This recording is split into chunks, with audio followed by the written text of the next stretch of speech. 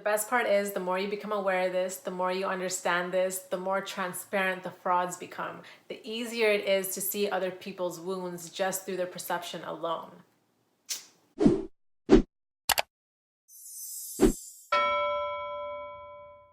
Hey butterflies, welcome back to the Mental Health Comic Verse. Welcome if it's your first time here. It's your girl Ivy Poison, and today I want to talk to you guys about forgiveness, because of course it is important to forgive for our own peace of mind. However, when you do it because it's what you're supposed to do, because it's the right thing to do, and you skip the process and basically you just ignore your emotions that you're currently feeling and just go straight to forgiving, that's how you accidentally add to your shadow self and feed your shadow self.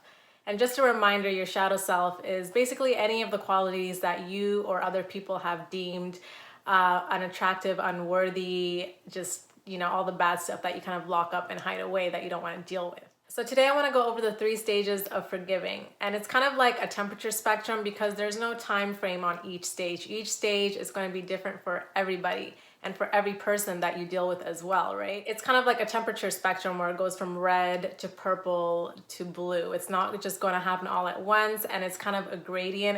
There's not going to be like a clear-cut day where you're like, this has been released upon me and I have finally forgiven everybody.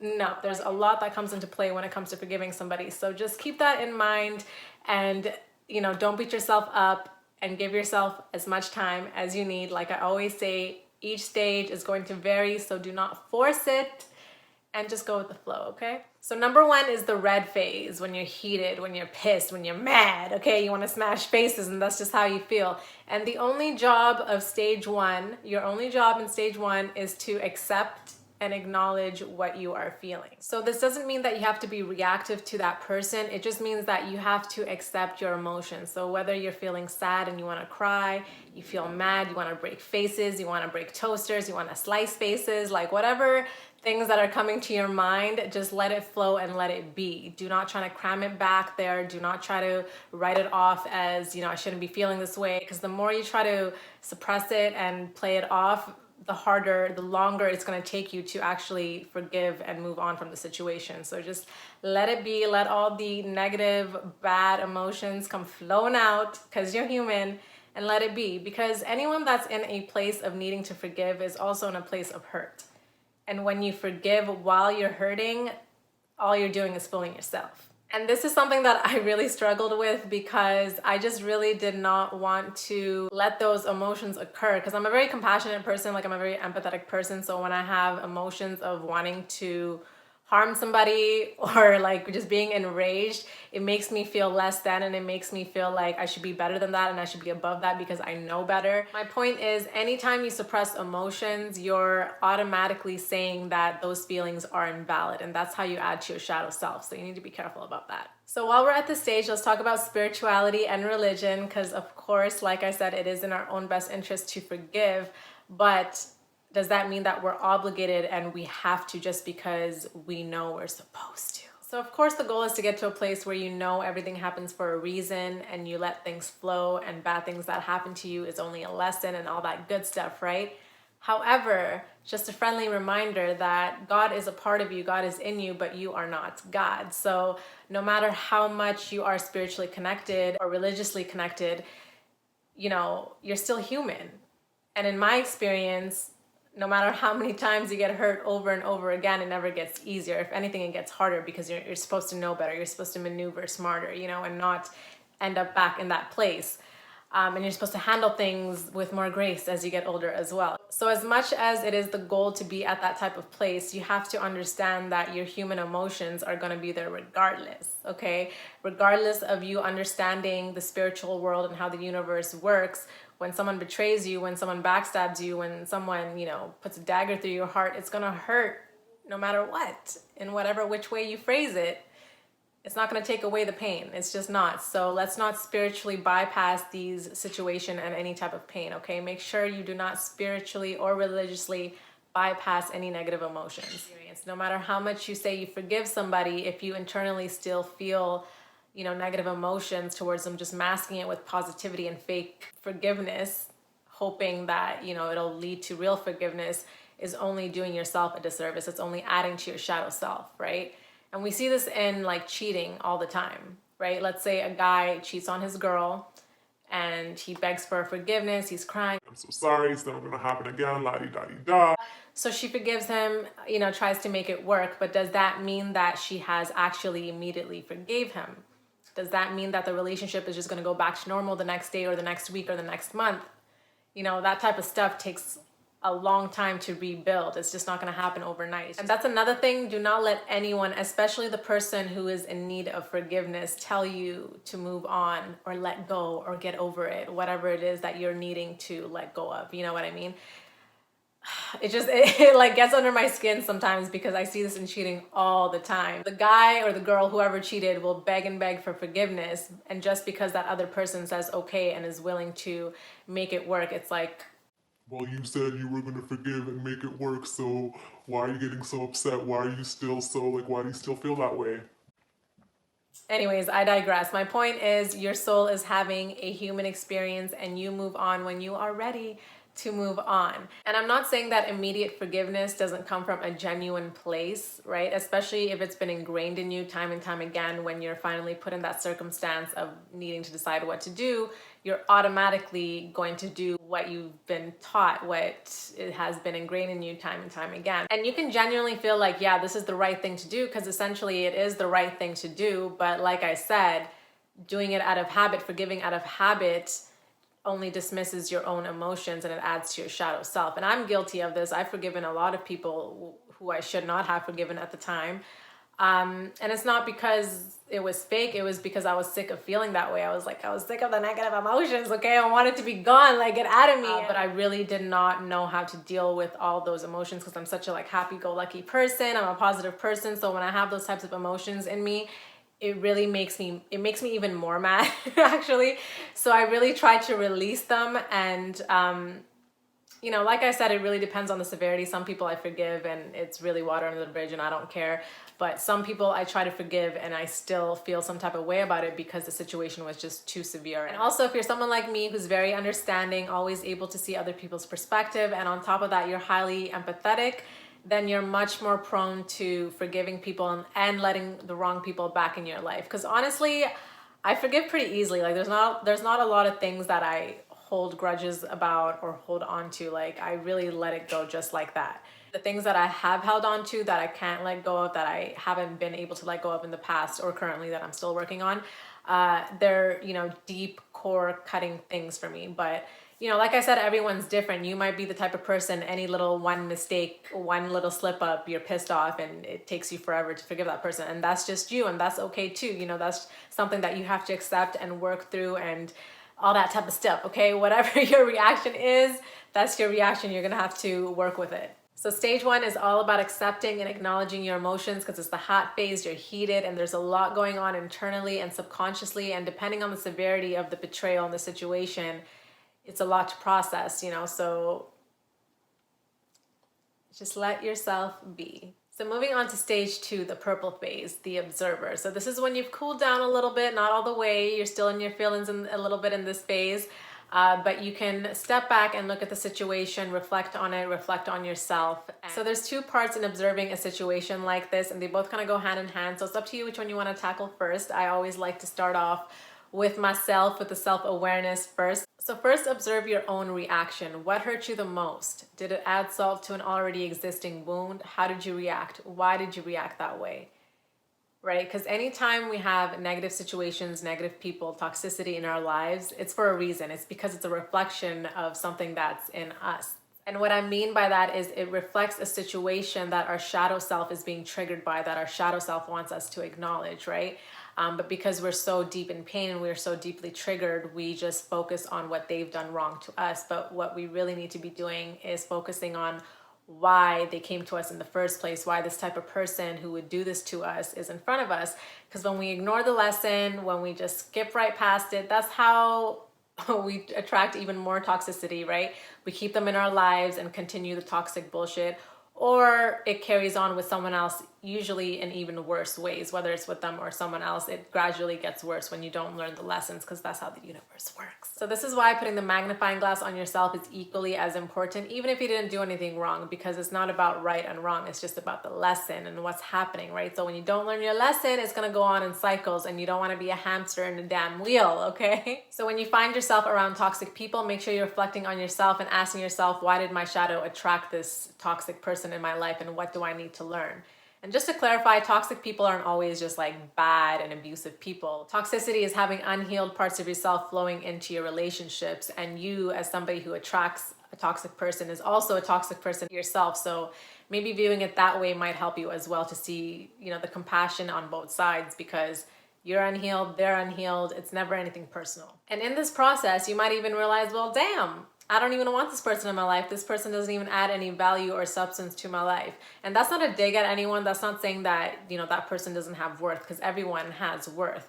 But at the end of the day, when it comes to, you know, your relationship to someone else, you have to look at it logically and less emotionally when they do you wrong. And I know this can be extremely hard for the empaths, because we're so driven by our emotions and what we feel. But when you're being betrayed, when you're being done wrong, you really have to put that all aside and look at your emotions logically. You have to look at your relationship like a business. So just to paint you guys a picture, whoever you're thinking about right now, friendship, romantic, family, whoever it is, let's say you start a business together, and that business symbolizes your relationship, okay? So you start this business together and you say, we're both gonna put in $100 every week towards the growth of this business. 5 months, 5 years later, whatever the time frame is, the business is starting to fall apart. The relationship is starting to fall apart. But lucky for you guys, you have that safety deposit money that you can open up and put towards the business, resurrect it, get it going again, right? So you open up the safety deposit box and you see all your hundreds in there that you've put in weekly, time and time again. And then compared to the money that they've put in, you now realize they've been putting in ones or fives, maybe even 20s and 50s, but it's still not 100. Oh my god, I'm so sorry. I just didn't have 100 to give, and I know I probably should have told you, but I really didn't think it would really matter. I didn't even think it would come to this. Like, I didn't really think it was that big of a deal, and I don't know, like, I'm just in a really bad space, and I don't know. You gave 100 every time thinking they will too, and now the business is falling apart, the relationship is falling apart, and you're the one holding it together, your money, your effort, your everything. Not to say that they didn't put any effort in. They put in $1 of effort, they put in $20 of effort, but it's not the 100. It's not the 100% that you put in. So now you're realizing it's not as equal as you thought it was. And as much as you're trying to fix it and you're trying to keep that business afloat, it's not going to, because it was planned around the income of 2. So inevitably it goes bankrupt. And when it does go bankrupt, who's affected by the most? Who suffers the most? Who invested the most?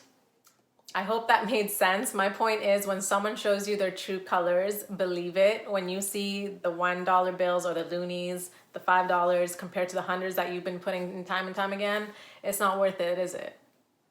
When you look at it financially, it makes sense that you walk away from a business relationship like that. So in a romantic friendship, you know, loving relationship where there's supposed to be this established love and effort, it shouldn't be any different. And just remember, just because you're able to see all perspectives, just because you can forgive somebody, it doesn't mean that you even have to entertain a conversation with them. You know, just use your judgment and move accordingly. And on the flip side, if you're having trouble getting to that place of understanding in order to let go, just remember that people are not doing things to you. They're doing it for themselves. They're doing it to help themselves. It's never personal. It's personal for them, like, you know, for a selfish reason, but it's not personal to attack you. And it's much harder to let go when not only didn't you get an apology from that person, but they're maybe sitting on their high horse and all that type of stuff and acting like it's all good. And that naturally triggers your ego, right? So the way I approach situations in which I'm owed an apology, but I didn't receive one, is just realizing the power that I put on someone when I'm waiting or wanting, craving that apology, because essentially it's acceptance, you know, like you want that person to accept and acknowledge your point of view. Some people are just never going to see eye to eye with you because they're dealing with their own toxicity. So while you're waiting on an apology or expecting an apology, you're basically giving them power and putting your peace in their hands. You know, your peace is always within you. Like, your state of mind is your own peace. So if you want to put that on them and expect an apology from anyone, that's your own downfall, and that's something that you have to work on. I'm just saying. There's this quote that I came across that says, "Your perception of me is a reflection of you, and my reaction to you is an awareness of me." And this is something that I always keep in the back of my mind because it's very relevant. It helps me forgive. It just really helps me see how things are not my problem and how it's not personal, okay? So I'll repeat it again. My perception of you is a reflection of me, and your reaction to me is an awareness of you. So what that quote means is your judgment of me mirrors your own mind frame, and my reaction to your judgment mirrors where I am in my growth. Because if I react equally as negative as that judgment that's been placed on me, that's usually because it's triggered a certain wound. And the more you understand the first part, that other people's perception of you has nothing to do with you, the more you will be at peace with yourself just in general in day-to-day situations, because you know that it has nothing to do with you. It's easy to hurt feelings. It's easy to be reactive because when we're not, our ego's like, I can't believe you let so-and-so talk to you that way. I can't believe so-and-so said this to you and did that to you, and you have to clap back and you gotta do all this rah-rah stuff. that's the easy part, being reactive. The hard part is setting aside our ego. And the benefit of that is creating good karma, because even when you react when you're in the right, you're still creating bad karma. That's just how karma works. That's just how it is. So do not create bad karma just because someone else is incapable of learning a lesson that isn't even your job to teach. It's life's job to teach us. You know, that relationship that you have with them is teaching you and them at the same time, simultaneously. And are you gonna grasp it? Are they gonna grasp it? It's all up to both of you. I don't know. Are you gonna grasp it? The best part is the more you become aware of this, the more you understand this, the more transparent the frauds become. The easier it is to see other people's wounds just through their perception alone. So moving on to the second part of the purple phase, the second part in observing, why did they do this to you? Was it unintentional? Was it selfish? Was it done out of fear? So this is when you have to use your own judgment, your own discretion, and decide if you want to keep this person in your life or not. Can you continue a relationship with them peacefully? And is it worth it to you? And if you do decide to keep them in your life, make sure you get to the core reason of why they did what they did. Not just an apology, not just I was in a bad space, I was going through a breakup, whatever lemons that they give you, right? It's not enough. You have to get to the core reasons. What are you gonna do to heal yourself? What are you gonna do to make sure that this doesn't happen again? And this sounds like a lot to go through, you know, especially if it's just a friendship. Those type of discussions, it needs to happen in order for the relationship to grow and to be, you know, at its best. Because if they don't know why beyond, I don't know, I was in a bad place, and blah, blah, blah, blah, translation, I don't know, and it's probably gonna happen again in some other form. So brace yourself. Another important thing to take into consideration when you're deciding to forgive someone is to be careful not to compare. And what I mean by this is, let's say you deal with someone who lied, cheated, definitely not someone you want to keep around you, right? And then you meet someone who's 10 times worse, intentionally manipulative, just way worse, right? So now you're looking at a little pile of poo, you moved on to a bigger pile of poo, and now the little pile of poo doesn't look as bad. But it's still poo regardless. But because you've seen nothing but poo, you go back to little poo. But do not be fooled, okay? There's more than poo out there, I promise you. When I say flying free, I don't mean the little flies that buzz around poo, okay? Don't be that fly. I'm just saying. So moving on to stage 3, the blue phase, the calm. This is when you've come to terms with what has happened, you've come to terms with your decision, you're letting go, you're moving on. So the final step in letting go isn't just forgiving that person, but it's finally also forgiving yourself. You know, don't beat yourself up for avoiding, for not acknowledging, for not being aware of the red flags, for, you know, I can't believe I let that person treat me like that. I can't believe I didn't see, you know, that's what they were doing. I can't believe I didn't let go of this sooner. I can't believe, there's a lot of I can't believes when you finally come to terms with what has happened, and you're just looking at yourself like, why did I put up with this for so long? You know, and it's okay. It's okay. Whatever it is, you're clinging on to the best part of them that you feel like you can eventually bring out of them. So don't beat yourself up for wanting to see that in somebody, okay? The bright side is now we can move smarter and direct that energy and fuse it with people who can elevate with us, okay? All right, you guys, thank you again for tuning in. I really appreciate it. I hope this video helped you in some way. I know it's not an easy thing to do, to forgive, but at the end of the day, it only benefits you. So I hope you can get there someday, as I am working on as well. So I'll see you guys next time. Stay flying free.